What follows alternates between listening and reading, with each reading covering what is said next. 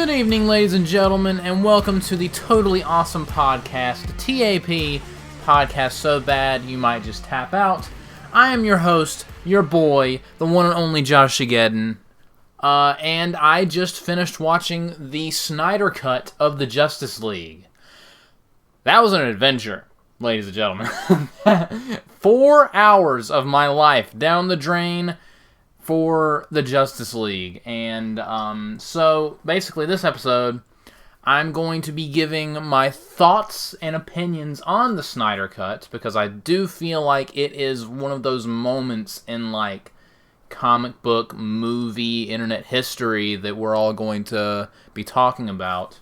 Because even though, and I'll get into a lot of this as we go on, I'll just go ahead and say that the entire release the Snyder Cut hashtag and campaign I was never a part of. I was like, if it exists and they show it, then I'll definitely watch it. Sounds cool. But I was never like crazy about it. And I'm not really a hardcore DC fanboy. I'm not really a hardcore Marvel fanboy either. I just like superheroes. I just like superhero movies. I like supervillains. Full disclosure, I don't read comic books. I don't like comic books. I like comic book movies, but I don't like comic books. But now we're just starting to veer off a little bit. Also, it's storming at my house right now, so if you hear a lot of stuff in the background and it's raining, it was super windy earlier. I went outside and the swings were knocked over, so that was fun. Oh, it's starting to get really bad right now. As soon as I start this, the storm starts. But it's fitting because it's dark and depressing, kind of like the Snyder Cut was. There was a lot of rain in the Snyder Cut movie. So yeah, before I get full disclosure, apparently that's one of my favorite phrases. Full disclosure, this is going to be a very spoilerific. I'm not gonna say review. It's just my thoughts. I guess it's a review, kind of. But there's gonna be spoilers in this video. So if you have not seen the Snyder Cut, and if you don't want anything spoiled, then click off this video, because I'm going to go in detail. But honestly, there's not all that much to spoil. There's a couple things, but for the most part, the concept, the themes, and the idea, and where the movie is going is pretty much the same. What is given a massive overhaul is the presentation. And the consistency of tone. Wow, it's storming really bad all of a sudden as soon as I start recording this. It's really bad. It's honestly kind of funny. I'm keeping all of this in, because this is the worst podcast ever. So yeah, basically the presentation and the length are the biggest changes to the Snyder Cut of the Justice League.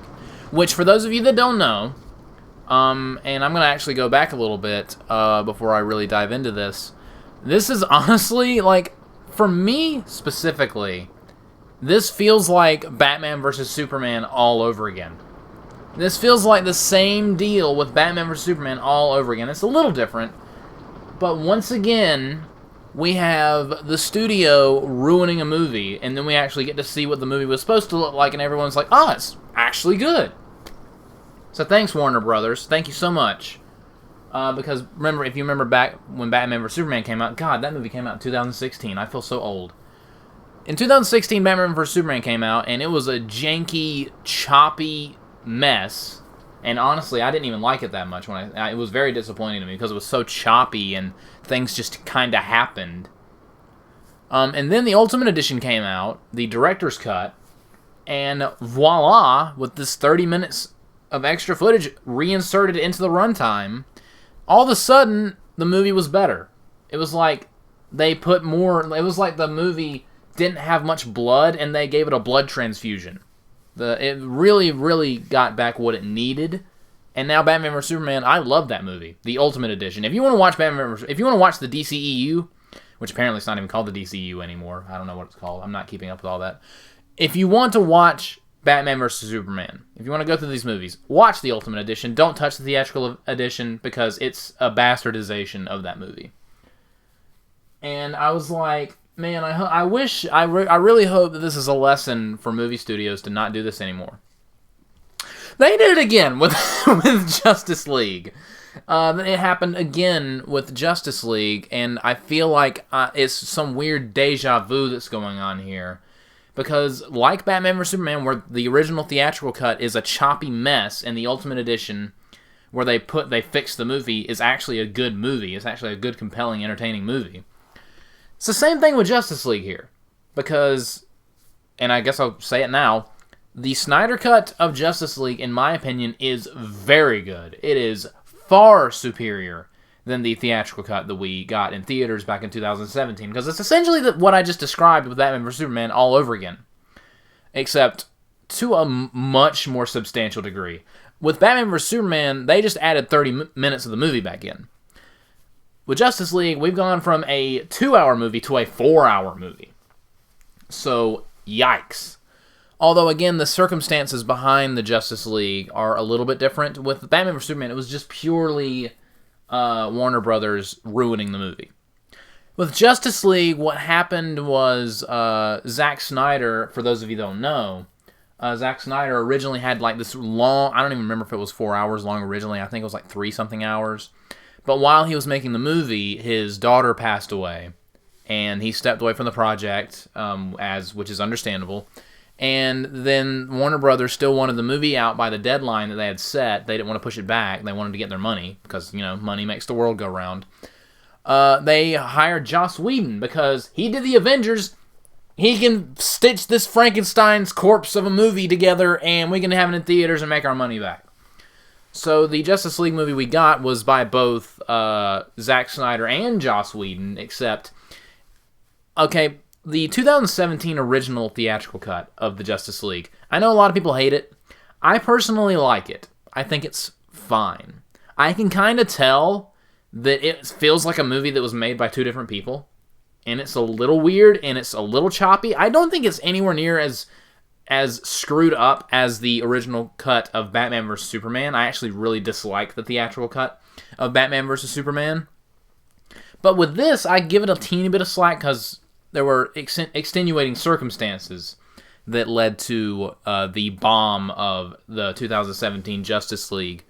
And also, not only did one of the directors have to step away because of a family tragedy, Warner Brothers once again was like, we do not want this movie exceeding 2 hours. So Joss Whedon had to put the movie in a blender. He had to put it in a blender and a paper shredder all at the same time. And if you can figure that out, then you should go get a job at Warner Brothers, I guess.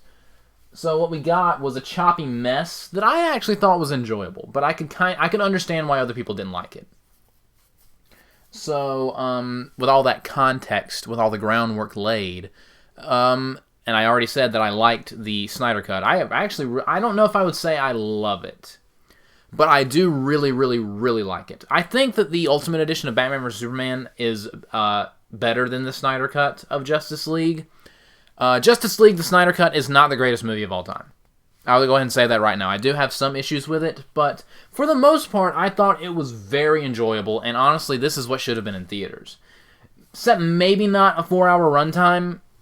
I cannot imagine many people would go to a movie theater for a 4-hour-long movie, and if they went to a movie theater and they were like, wait, this movie's 4 hours long, then they would probably just get up and leave.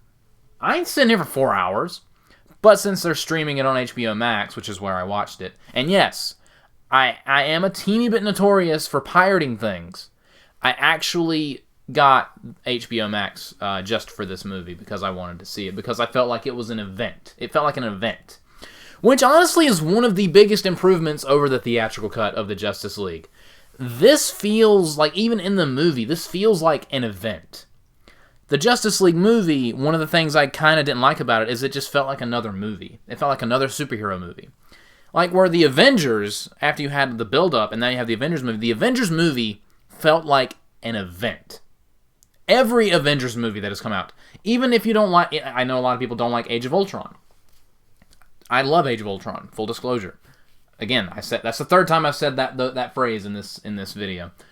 I love all the Avengers movies, and each one, including Age of Ultron, felt like an event. Infinity War felt like an event.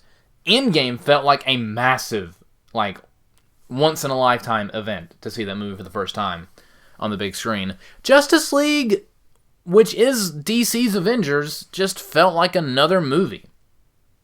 And that's not good enough. But one thing with the Snyder Cut is it felt like a huge event. It felt like I was excited for this. With Justice League, it kind of felt like it was just going through the motions. And I don't know if that makes much sense, but that's how I felt like the theatrical cut was just kind of coasting. It was like, here's your heroes. It's the Justice League, yay.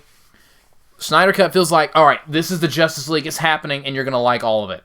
You're going to like every bit of it. Just eat it. Just eat it, have it, love it, need it, breathe it, yes. That's what this felt like. That they need to put that on the box. Eat it, love it, need it. They need to put that on the box. As like a critic who liked it. That I would actually love that. But yeah, this felt like something important. It felt important. I don't know how else to put it. It felt like it was big. Now, would I put the Snyder Cut above any of the Avengers movies? No. I would, maybe close, but no. Because again, the Avengers took much more time to build their stories than the DCEU did. Because again, they can bring out all the directors. They can bring out a director's cut, God forbid, of Man of Steel that makes that movie somehow a 5-star masterpiece.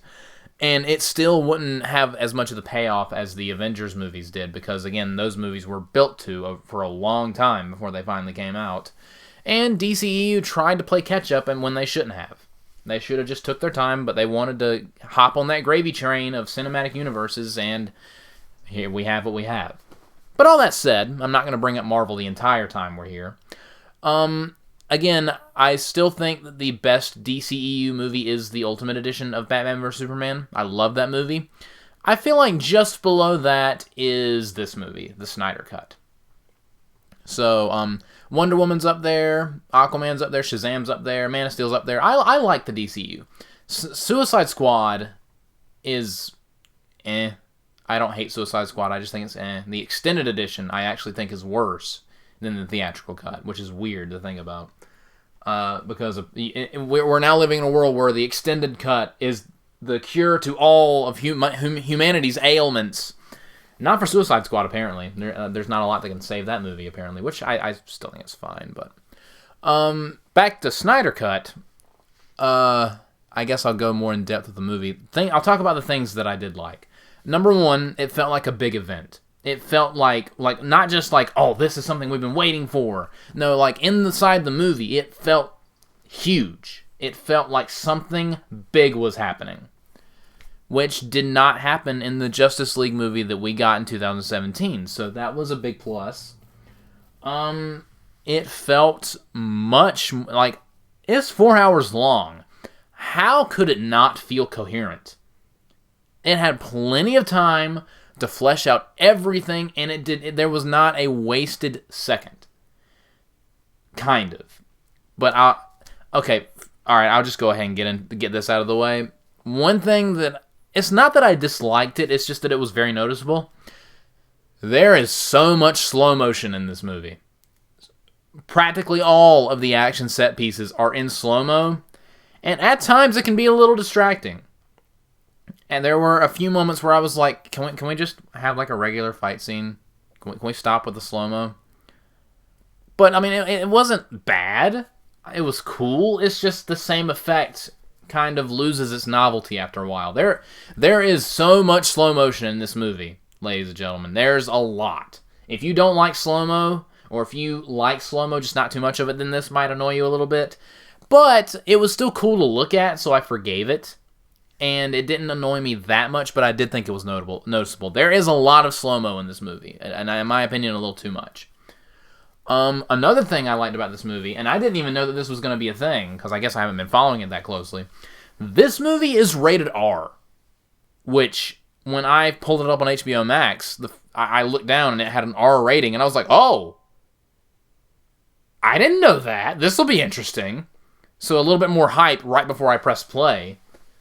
And sure enough, there are F-bombs in this movie, which I did not expect. And it is so much more violent. This movie is violent. And it is, yes, like some of the blood is clearly CGI, but I don't care. It's entertaining. If you like 300, then you might get some 300 flashbacks with this movie. Except I don't think there's not cascading waterfalls of blood in this movie like in 300, but there is a lot of blood in this movie, and it's like the Justice League felt kind of like it felt very kid and family friendly. The theatrical cut from 2017. I would think twice before letting your kid watch the Snyder Cut. Maybe watch it with them, but you might maybe have some reservations. But honestly, for me, this is a positive because it makes it's more, for one, it's more fun to watch. And there are parts of the movie where there were some solid hits and some like blood splatter where I was just like, oh, that was nasty. And it's gruesome at points, and I really, really like that. So yeah, it's way more violent, way more action-packed than the original theatrical cut, which, thumbs up for me. I enjoyed the action in the original cut of the Justice League. I guess some people call it the JoshAgeddon League, because, Joss Whedon directed it, which is kind of clever, I won't lie. So I guess I'll call it the Justice League for the rest of this video. The Justice League had a bunch of action in it, but it wasn't like violent. It felt more kid-friendly, which I don't have a problem with, but this is more fun to me. Because I'm a guy, I like some blood, guts, destruction, and violence. Grrr. That's another quote you can throw in the box of the Snyder Cut DVD when it comes out. Lots of violence, blood, and guts. Grrr. Please put that on the box. And the eat it, drink it, sleep it, whatever. Nonsense crap that I said earlier. So yeah, it was a lot more violent. A lot darker, which, of course, Zack Snyder is completely in control, so of course it's going to be dark. But it wasn't like emo, constantly droopy, like, I want to kill myself, the entire movie. There actually was some levity at points, and it wasn't like full tilt like an emo movie. Like, they could have made this movie in black and white if they wanted to, with no one smiling, everyone just crying the entire time, which is a little bit of what I was expecting, but it actually had more levity than I thought it would. In the Justice League it has a lot more humor in it, which the humor got me. I thought the Justice League was funny, but there is not as much humor in the Snyder Cut. There is still humor, like there's still the "What's your superpower?" and Batman's like, "I'm rich." That's a great line, in my opinion. That's still in there. Stuff like that's still in there, and it works for me because I think that kind of stuff's funny. Plus, they add in some stuff that I think's funny, like Alfred just roasts Batman the entire movie pretty much, and it's hilarious. And yeah, the comedy isn't like distracting. It doesn't feel tonally inconsistent because while I did enjoy the comedy in the Justice League, it did kind of made me think we were just like super serious and sad a minute ago, and now we're making jokes. Now we're all quippy and everything. So it didn't really work that well. I mean, it didn't bother me that much. But here, this movie is not tonally inconsistent at all. Which, one person's making it instead of two. So yeah, another thing I liked about it, there were some things in the original cut, the Justice League, that I did not like. For example, the whole scene where where the Justice League is arguing with each other, because in any like get the group together movie, there has to be a part where they all argue and don't like each other. That cliche, that trope. They didn't really do that in this movie. It was the difficulty was getting them together, and once they got them together, they didn't have a boy band breakup scene, which I appreciated because in the original cut, the Justice League, there's a scene where Batman and Wonder Woman get into it a little bit, and Bruce makes a snide comment about what's his name, the Wonder Woman loved. I can't remember. Steve Trevor. He makes some kind of snide comment about Steve Trevor, and I'm just like, that was a really douchey thing to say, Batman. You're the leader of this? We're screwed. So that whole thing was taken out of this movie.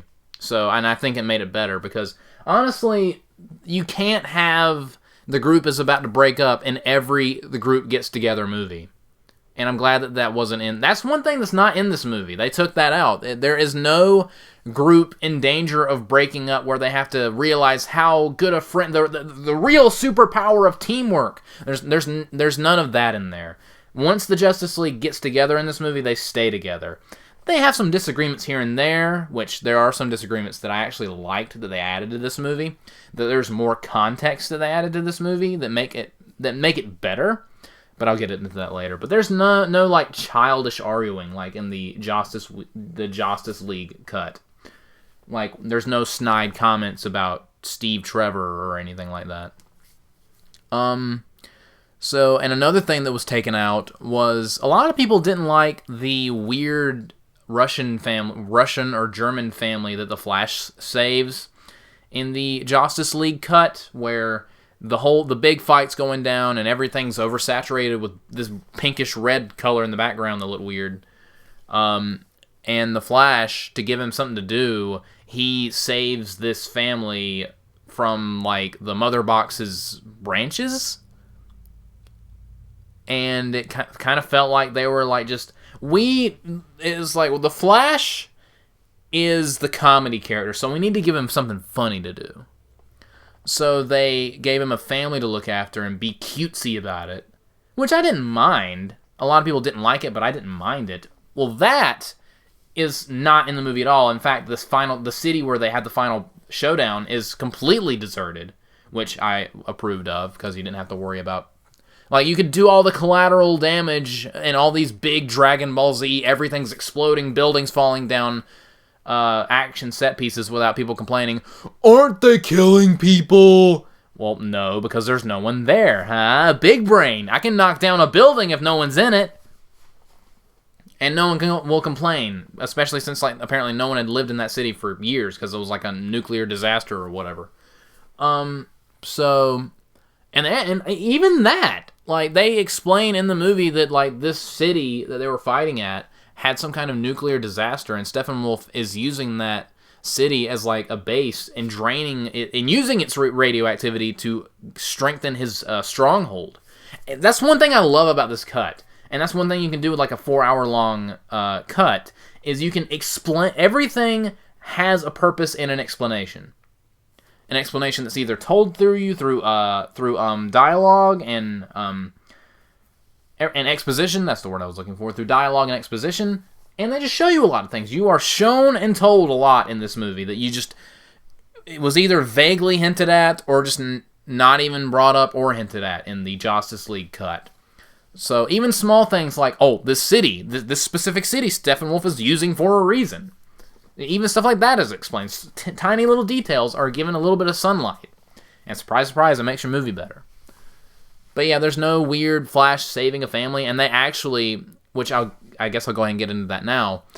Like I said, the action set pieces are better. I said earlier that they made the final fight in the Justice League cut this weird pinkish red hue in the background that kind of looked weird.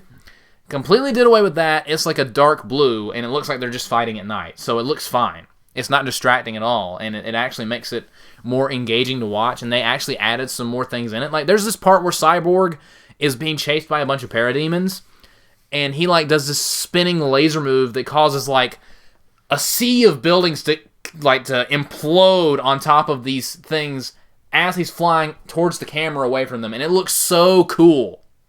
It was such a cool shot. And I really liked it. It was almost like an Iron Man like thing he did, which it was like the spinny laser thing, except he was coming towards the camera, and it just looked really cool. It looked really cool. And that entire set piece, I guess to get into that, I'll get into. Okay, I'll just whatever. I'm thinking there's a lot to take in with this, and my brain is just all over the place right now. But everyone in the final fight had a function or a purpose, or this would not have succeeded without them.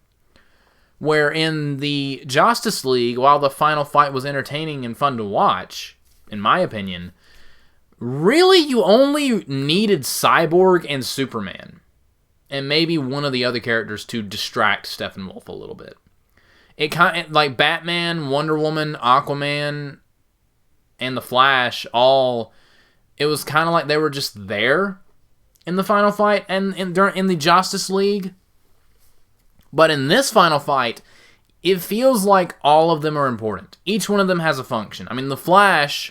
Cyborg... Okay, I'll start with Cyborg. Cyborg, he has to get inside the mother boxes to separate them before they synchronize and the world explodes. So he has to get inside there. And he cannot be pulled away from it or he can't do it. The Flash, he has to build up enough momentum to get a strong enough electric current through Cyborg to get him into the mother box. Superman Wonder Woman and Aquaman, they have to distract Steppenwolf, because Steppenwolf, if he is fighting against Cyborg, he keeps him away from the mother boxes, it's not going to work. He can't get in there if he keeps getting pulled away from it. And even then, they're like, if Wonder Woman and Aquaman teamed up to fight, if they didn't team up to fight Steppenwolf, then they would have lost. Sure, Superman comes in at one point to save the day, but without Wonder Woman and Aquaman, then Superman wouldn't have gotten there in time because, again, he would have gotten to Cyborg. So everyone felt important. Even Batman. Batman, I will say, didn't really... He just shot the parademons during the final fight. He just shot a gun a bunch of times. Which he did some cool things, but he did just largely just get designated to, I'm going to shoot the bad guys. You guys take care of the boss guy. I'll shoot the henchman. But even then, without Batman, you wouldn't have had the Justice League come together. So it's kind of like he's watching them work together, and he's like, yeah, I knew this was a good idea. So even then, everyone has a part to play, which you didn't really feel that in the Justice League. In the Snyder Cut, everyone feels important, which is just great. Speaking of Superman and the Justice League and the final confrontation, one thing I liked and disliked about the Joss Whedon cut, the Justice League, is Superman was fun to watch in the Justice League, but man, he made the entire Justice League look like a bunch of scrubs. Because, like, they're struggling against Steppenwolf, they're struggling, they can't beat him, and then Superman just comes in and 1v1s him, and, like, he's like, why are you guys even here? It was like, you were holding the baton for me, waiting for me to get to the stadium, and now I'm here, and now I'm gonna light the torch so the Olympic Games can start. So now all you guys can just go home because that's all you're good for. They felt so outclassed. They so felt like Superman's sidekicks in the Justice League cut of the movie because he's so overpowering Steppenwolf. It's like he doesn't need the other guys, and I liked seeing Superman beat up people, but I didn't like how unimportant it made the other characters feel. Here, the way they did it, he still gets some good shots in on Steppenwolf, but they do it in a way where the other characters don't feel unimportant. He doesn't so sorely outclass everyone in this movie. He feels important. He's clearly the most powerful member of the Justice League, and you are fully aware of that. Hell, they devote a lot of time to resurrecting him, because they need him, but it's not so he's our get out of jail free card. In the Justice League, he's the get out of the jail free card. If we resurrect him, movie's over. Up down, left right, BA start. We broke the game, and now we win. It doesn't feel like a cheat code. In this movie, it feels like we might lose with him either way. But our chances will be better if we resurrect him. And we need anyone we can get at this point. Which is a much better way to go about it. And, spoilers, if you see the movie, they lose at a point. Because in the Justice League, it's like the mother boxes are fusing into one and plants are growing. And that's bad. So we have to stop that before the plants keep growing and kill people. And I'm just like, sure, you better stop that because that's bad. But in the Snyder Cut, the idea is if these three boxes synchronize, it's going to explode, everyone's going to die, and Darkseid wins. If this bomb goes off, we lose.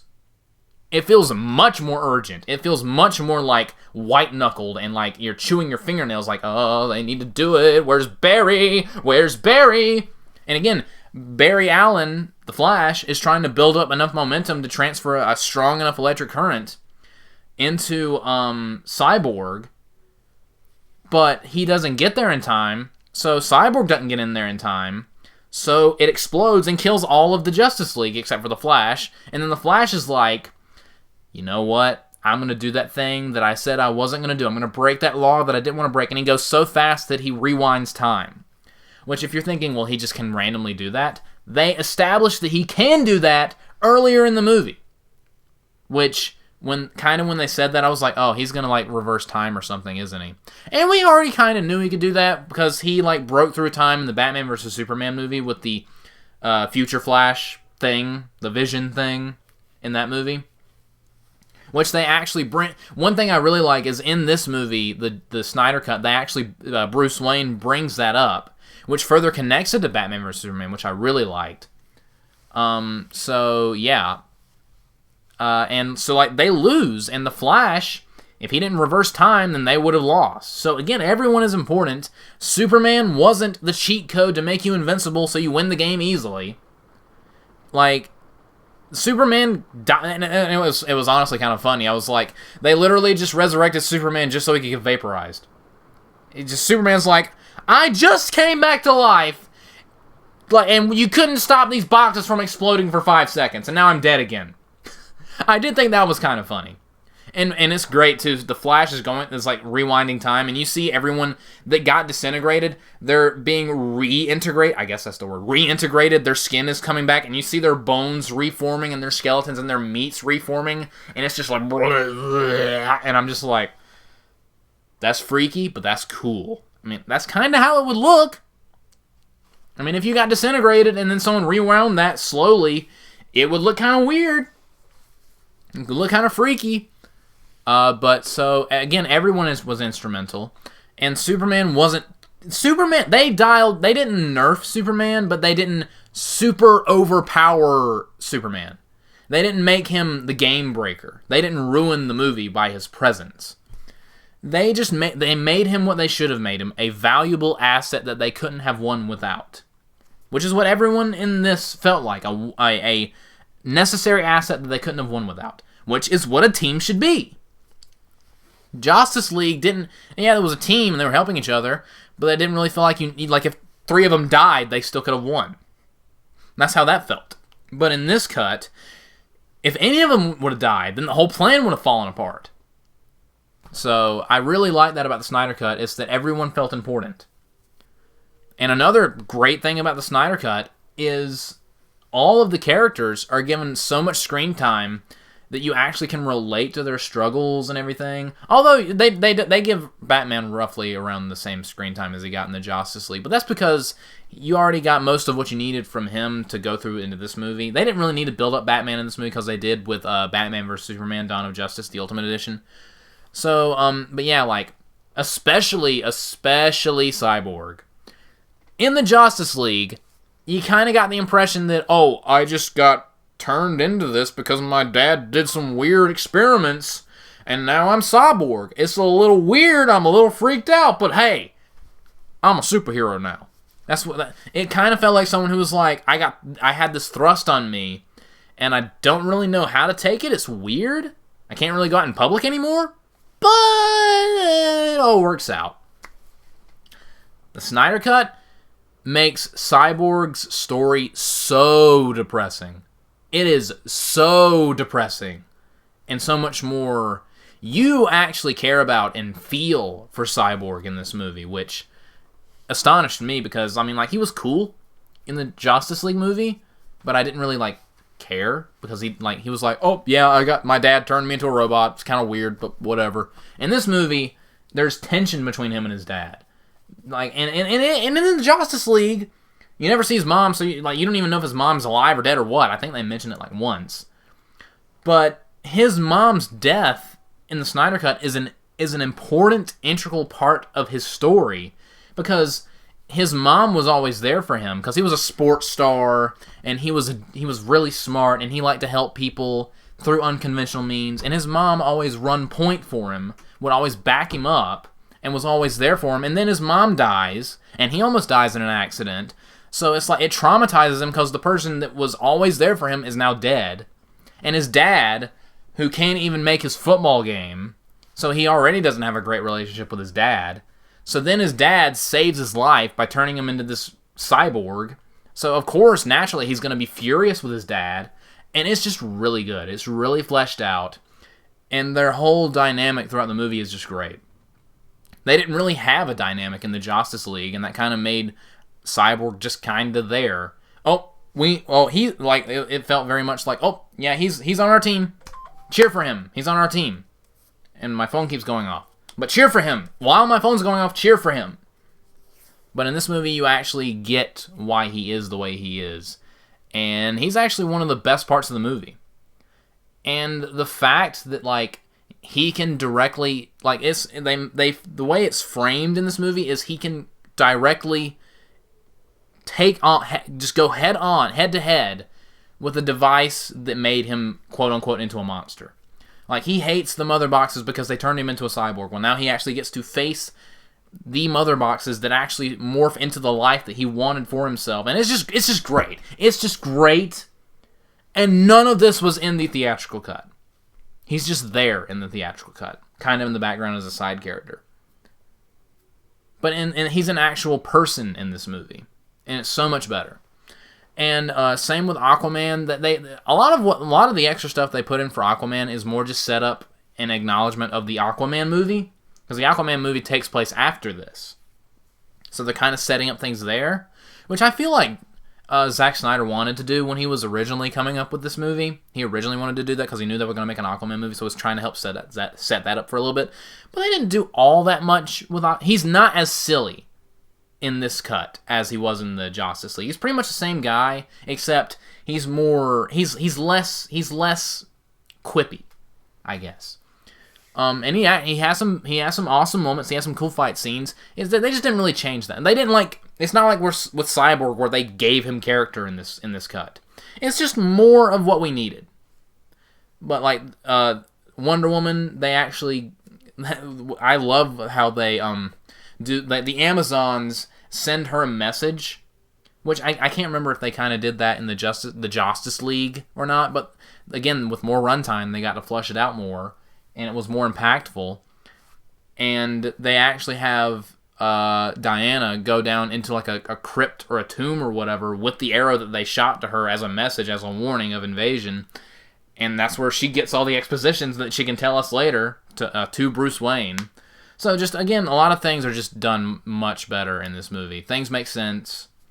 There's not a wasted bit of screen time at all, unless you count the slow motion. If the slow motion was like, you took like 50% of the slow motion out, this movie would probably be 3.5 hours long.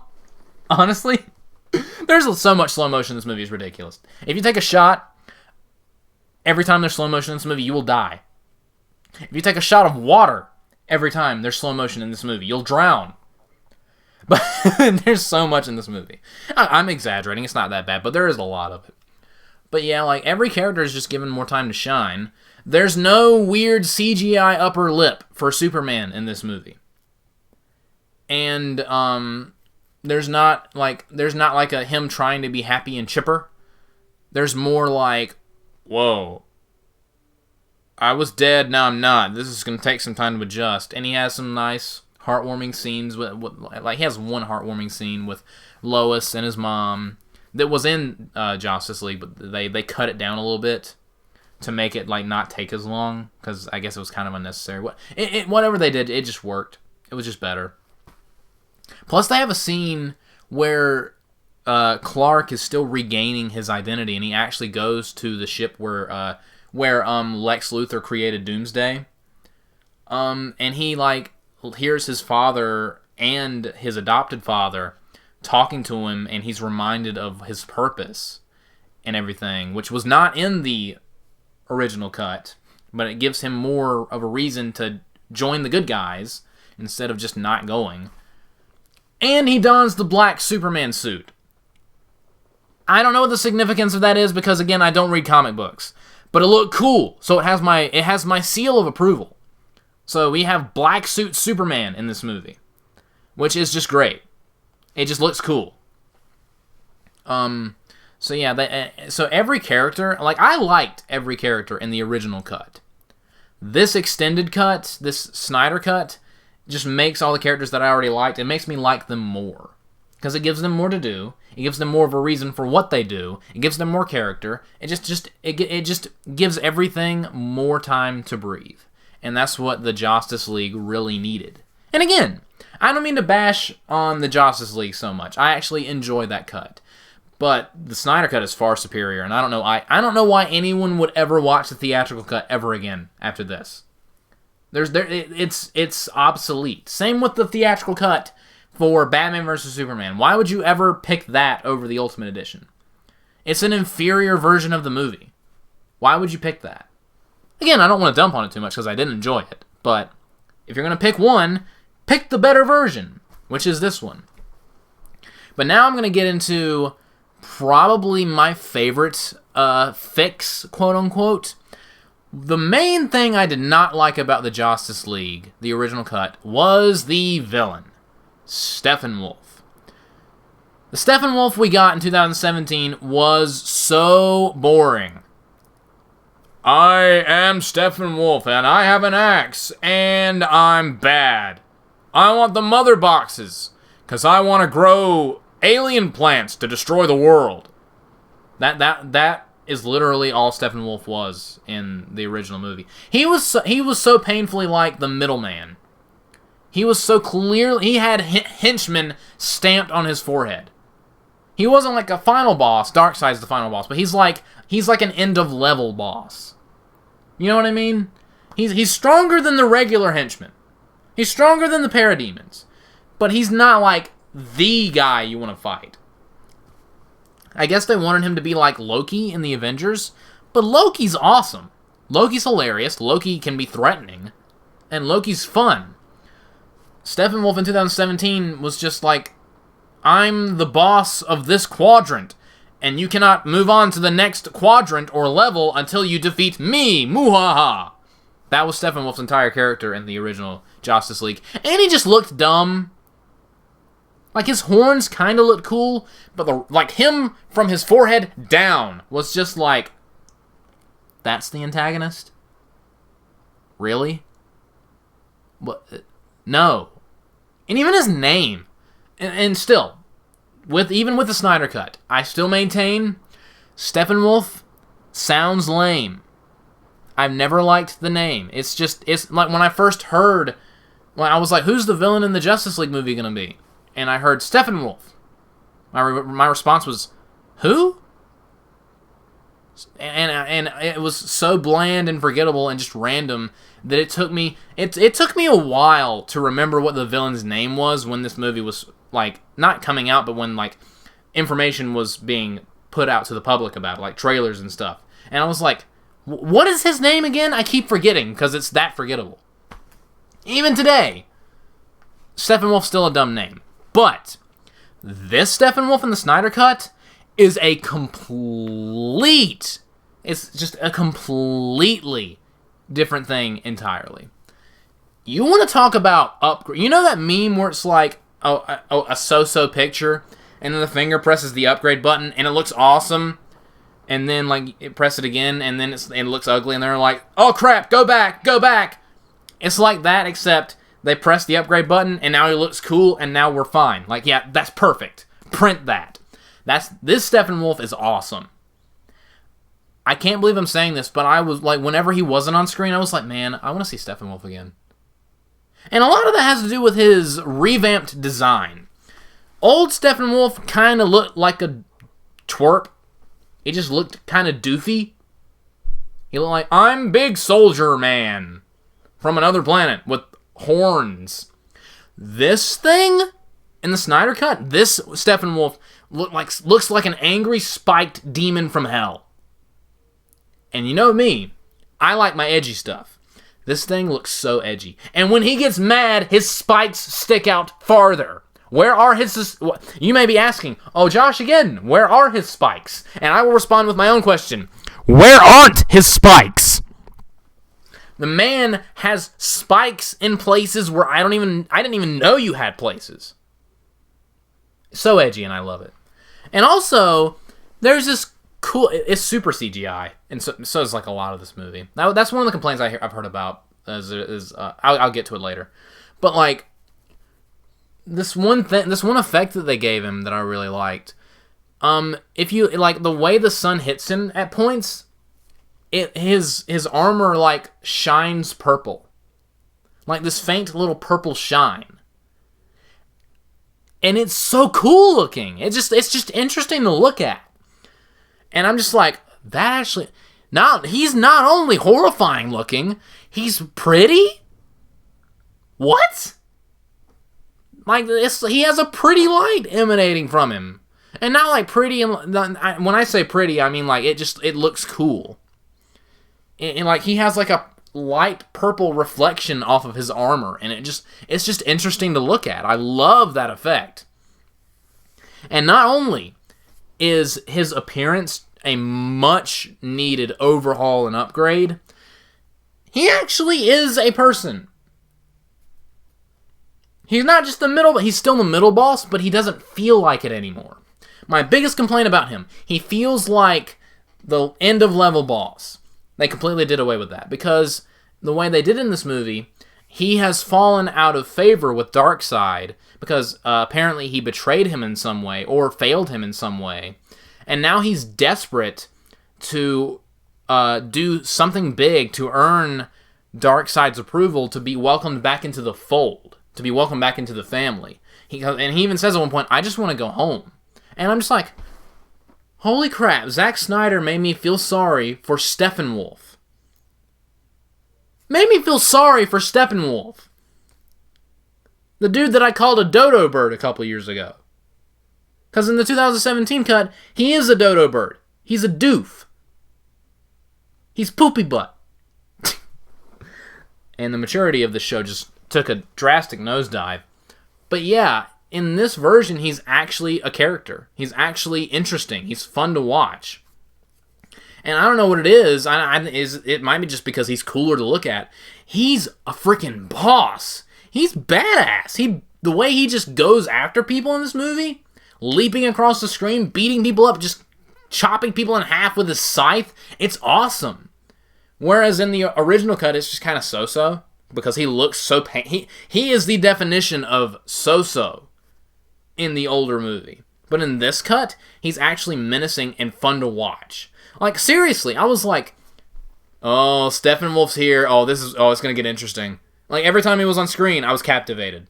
Mostly because he looks cool. So honestly, the way to my heart is an edgy look. Like, if you look edgy, I'm going to be interested somewhat. And also, speaking of villains, they actually have Darkseid in this movie, where they referenced him once in the original cut, but in this movie he actually has a part to play. But they did it smart. They don't want to blow their load in this movie. They did kind of the Thanos thing. They didn't tease him at the very, very, very, very, very end, but what they did I loved so much. They had the boss of this movie, Steppenwolf, die and send his dead body to Darkseid, as in saying, yeah, don't mess with us. And Darkseid is like, screw you guys, I'll be back. You're going to pay for messing with me. And they have a stare down. Darkseid and the Justice League have a stare down at the end of this movie through a time warp. And it's so awesome. And you get the feeling that if Steppenwolf was this difficult, good lord, how are they going to deal with Darkseid? And yeah, just everything in this movie is so much better. Everything in this movie is so much better. And even like in the way Steppenwolf died, or I don't even know if he died in the original. The way he was defeated in the original was kind of cutesy. He keeps talking, oh, everyone, I feed on everyone's fear. The parademons feed on fear. Did you get all the fear, ladies and gentlemen? So, how does he lose? The parademons turn on him because he's afraid of the Justice League. That silence is exactly like, just, what? It's cutesy and it's kind of lame. The way they beat him in this movie, is awesome. They just straight up overpower him and decapitate him. They beat the piss out of him and then decapitate him and throw his lifeless carcass literally to Darkseid's feet. And then when his head rolls at Darkseid, Darkseid crushes his skull with his foot because Darkseid's awesome. I'm serious, that stare down. Like, the entire 4 hours is worth it just for that stare down at the end. It's so good. It's such a tease, but it's the best kind of tease. And I love it. I love it, love it, love it, love it, love it. So yeah, those are, so basically my biggest issues with the original movie, it felt a little tonally inconsistent. It didn't feel like a big event. Superman felt like a get out of jail free card, a cheat code to immediately win the game. It felt like God mode. And Steppenwolf sucked. Snyder Cut feels like an event. Everyone feels like they have a part to play. Superman feels like a valuable asset to the team, and he doesn't just feel like the cheat code to win the game. And Steppenwolf's actually cool, which is probably the most shocking thing, because I thought he was so lame in the Justice League. He's actually interesting in this movie, which stunned me. I even felt bad for the guy at a point in this movie. But I want to go home. I'm just like, oh, poor Steppenwolf. I would pet you, but you're too spiky. I don't want to hurt myself, but I want to pet you. It's going to be okay. Actually, it's not, because you're going to get decapitated in about a couple hours. So enjoy your last couple hours on Earth. Where am I going with this? Anyway, so pretty much all of my issues that I had with the original Justice League are fixed with this cut. But I do have a few issues. It's not perfect. It is really, really, really long. It is a 4-hour-long movie, ladies and gentlemen. And up until the final climax, I feel like absolutely nothing should have been cut. Maybe we could have done without some of the slow-mo. But every scene up until like the very end, I felt like should have been in the movie. Then the epilogue happens, and like halfway or most of the way through the epilogue, we have the sequence where we see Jared Leto's Joker, and it's like in the future, Superman's turned bad because Lois Lane died, yada yada yada.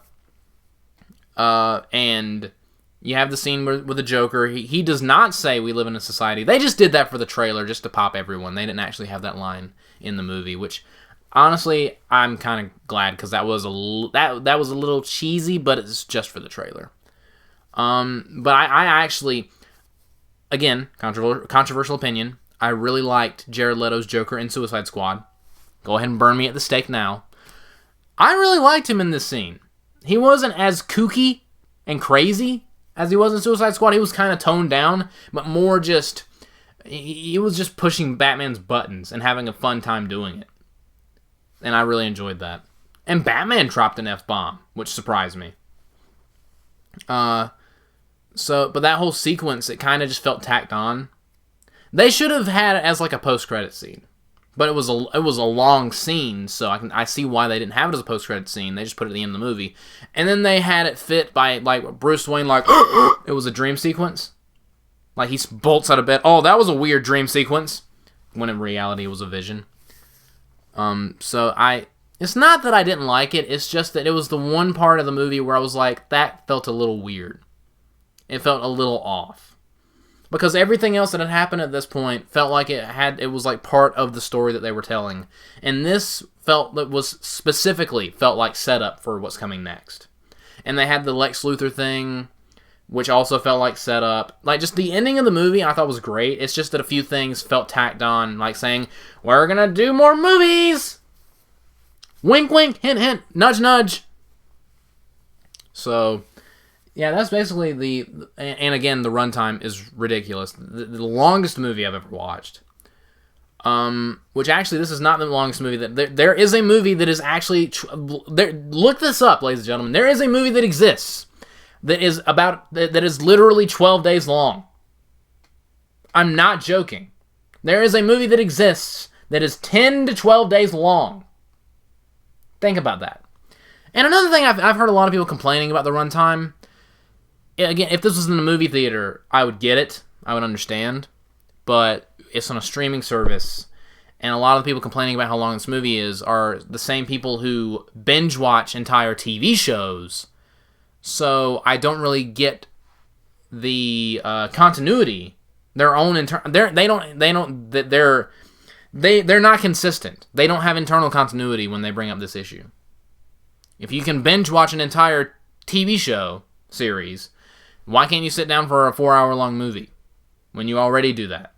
What's the issue here? I think it's they're just looking for things to complain about with the Justice League, because there is some anti-DC sentiment online, which I never really understood.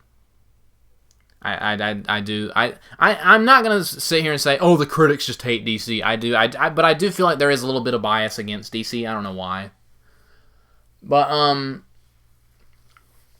so I'm trying to think if there's... Oh, one thing I forgot to mention. Another thing that I really liked about this movie that you didn't really get much of in Justice League is there's more connective tissue in this movie.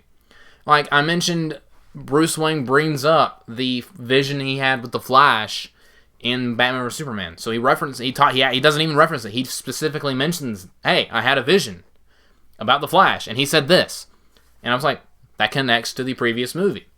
And there are other things that connect to the previous films that I really like the speeches from both of Superman's dads, his Kryptonian dad and his human dad.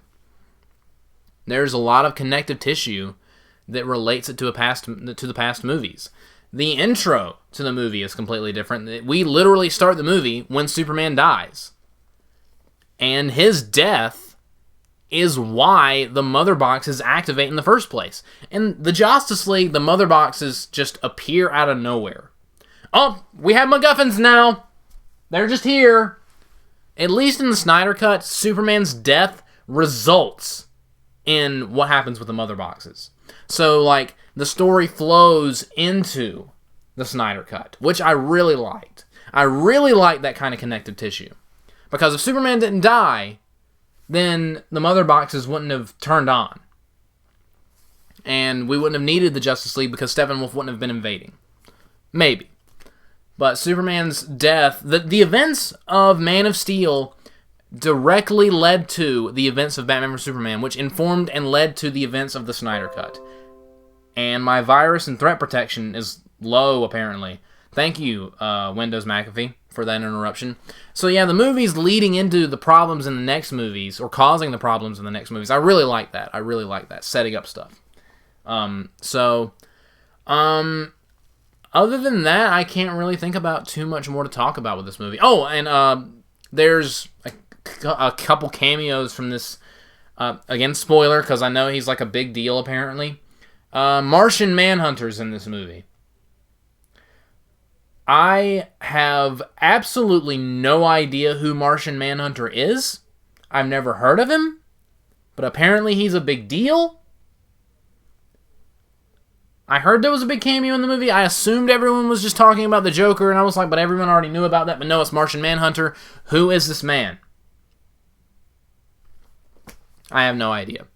So instead of just melting my mind and me going, oh, Martian Manhunter, no way, I can't believe it, Zack Snyder, marry me now. I was more scratching my head saying, who is this guy? And when he's like, oh, by the way, my name is Martian Manhunter, I'm like, your name is what now? That was more my reaction. It didn't take away. I was just like, alright, that's clearly a comic book thing that I'm just not aware of. So, whoever's listening to this, please shoot me, like comment down below or message me or whatever, who Martian Manhunter is and what his relevance is to this saga or whatever. So, closing thoughts. Again, I do not dislike the Justice League movie that we got. I think it's fine. But there was one quote that I absolutely agree with. The theatrical cut is dead. That is true. There is literally no reason to ever watch that cut ever again. Because this version is what that one should have been. And hey, and if you're one of those people that's like, oh, it's 4 hours long, it's divided into 7 parts, and you can literally... And it's on a streaming platform. You can literally pause it at any time to take a break. It's not like you're trapped in a theater without a remote. You're not stuck in a theater forced to watch this having to hold your tiny little bladder. Because God knows I wouldn't be able to hold my tiny little bladder. I can go an entire day without drinking anything, and the second I'm in the movie theater, the first thing I have to do when the movie starts is I have to pee. I'm like, where's this pee coming from? I haven't had anything to drink. What's wrong with my bladder? Now I'm actually yelling downwards at my penis as we speak right now. How dare you, penis? Do this to me. I'm actually pointing at it right now. Alright, this is getting weird. But yeah, you can pause at any time. It's divided into 7 parts. Just watch it when you watch it at your convenience. But seriously, I do not recommend ever watching the theatrical cut ever again. I mean, if you want to, go ahead, knock yourself out.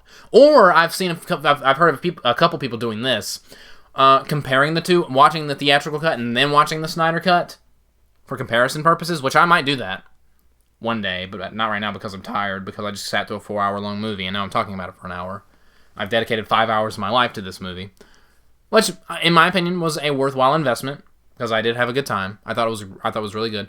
I don't think it's the best movie ever. I don't even think it is better than any of the Avengers movies. I don't even think it's the best DCEU movie. I just think it's interesting that we finally saw the culmination of the Snyder Cut saga. So what all those fans were pleading and begging for finally came to pass, finally came to fruition. It's not going to satisfy those fans because you cannot satisfy fans of anything on the internet with anything. Nothing's ever good enough for these people. But maybe someone somewhere out there will enjoy this. And one of those people that enjoyed it was me. And I didn't even ask for it. I was just like, oh, that'll be cool if it happens. And it did. And I liked it. So yeah, long story short, if you want to watch the whole thing, just take 4 hours out of your day and watch the Snyder Cut. Or if you don't want to, then watch the first 2 hours and then come back the next day and watch the other 2 hours. Split it up. Or just watch one part, take like a couple hour break and come back. Make a day out of it or something. Do chores, homework, go to work, come back, watch some more, whatever. I do think it is absolutely worth watching. It is a fun time. It is a fun movie. It's a good movie. It's so much better than the theatrical cut. And hopefully, this is going to keep happening. But I would love it if movie studios would quit ruining movies. Quit chopping up movies into incoherent, incomprehensible messes. Let us have the movies that the directors want us to see. And, yeah. And it's interesting that directors and movie companies are starting to go this way because, I mean, remember with the whole Sonic the Hedgehog movie, everyone freaked out about his design, and then the people behind the movie fixed his design, and now people freaked out about the Snyder Cut, and now we got the Snyder Cut, so maybe we're seeing the dawning of a new era where movie studios are actually going to start trying to listen more to fans, which I think that's a double-edged sword because, in my opinion, most fans of any franchise are awful and they have awful ideas, and if they were given the reins of the franchise, it would be an absolute abortion. But at the same time, you have to make your fans happy. You have to make most of your fans happy. You can't please everyone, but you should strive to please as many people as possible. And in my opinion, both fan bases and movie studios come at it the wrong way. I think they're both the problem with movies nowadays. But I do think that this is kind of like an olive branch of sorts. And if movie studios start treating fans nicer, and if fans start treating movie studios nicer, then maybe the overall movie experience will be better for all of us. I don't know. That's not going to happen. That's just what I would like. I would like a world with sunshine and rainbows, not gonna lie. I would like a world where it's fun to talk about movies again. Which is kind of what my life kind of was before I got on the internet. So thank you guys for robbing my joy! Anyway, I'm clearly getting delirious at this point. But so I'm gonna close this out. Oh, and also, I forgot to mention the song that I'm playing for this podcast is, I can't remember what the name of the song is, and I don't feel like looking at I can't think of it right now because I'm tired. But yeah, it's the Come Together song that was in the original trailer for the Justice League, the first cut of the movie. That's going to be the intro and outro theme for this podcast. So Tell me what you thought of the Snyder Cut. Did you enjoy it? Did you hate it? Did you... I don't know. Do you want there to be a Snyder Cut video game? Hashtag release the Snyder game. Get that trend started. I can't because I'm not on Twitter anymore. And neither should you be. Because Twitter's a terrible place to live. Yeah, I'm going to wrap this up. Like, comment, subscribe, and all that fun stuff. Go watch the Snyder Cut at your leisure. And I'll see you guys next time. Good night, everybody.